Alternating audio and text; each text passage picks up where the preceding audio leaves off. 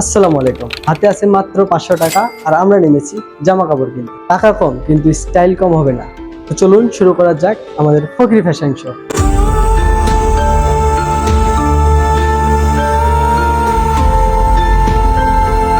আজকে আমরা মাত্র 500 টাকার মধ্যে যতটা বেশি পারা যায় ড্রেস কেনার ট্রাই করব। দেখা যাক আমরা কয়টা ড্রেস কিনতে পারি। যেহেতু আজকে আমরা মাত্র 500 টাকার মধ্যে ড্রেস কিনবো, সেহেতু আমাদের কোনো বড় শপিং মল বা মার্কেটে গেলে চলবে না।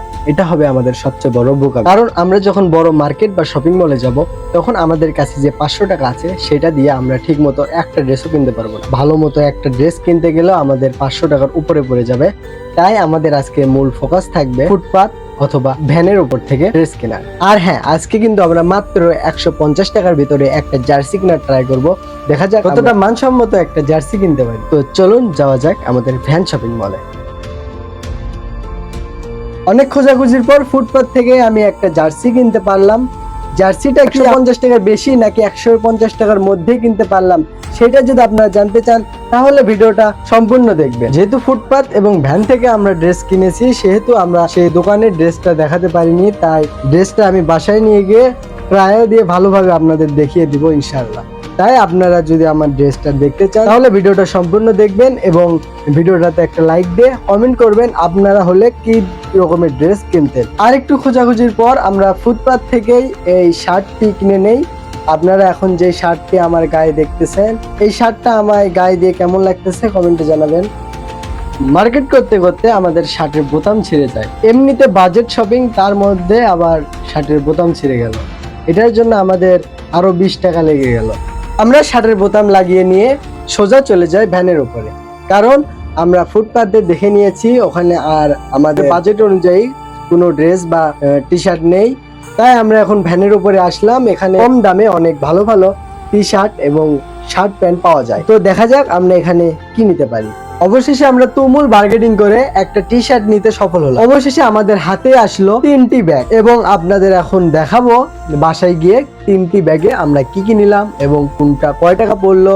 আমাদের কি 500 টাকার বেশি পড়ে গেল নাকি 500 টাকার মধ্যে আমাদের সব কমপ্লিট হয়ে গেল, সেটা আপনারা এখনই জানতে পারবেন। তো চলুন দেখা যাক কোন ড্রেসটা কয় টাকা দিয়ে কিনলাম আমি এবং ড্রেসগুলোর কোয়ালিটি কেমন হলো।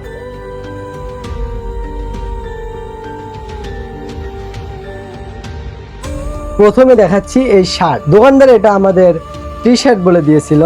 এটা দোকানদার দাম চেয়েছিল 350 টাকা, কিন্তু আমরা একটু দামাদামি করে এটা 200 টাকা দিয়ে নিয়েছি। এটা আমার গায়ে দিয়ে কেমন লাগতেছে প্লিজ কমেন্ট করে জানান। এরপরে দেখতে পাচ্ছেন একটা বার্সেলোনার জার্সি। 150 টাকায় এর থেকে ভালো জার্সি হয় বলে আমি জানি না।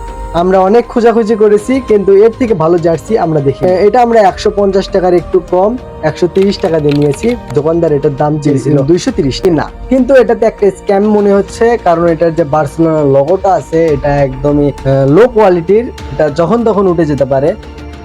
এবং সব শেষে দেখতে পাচ্ছেন একটা টি শার্ট। এটা আমরা নিয়েছি 150 টাকা দিয়ে।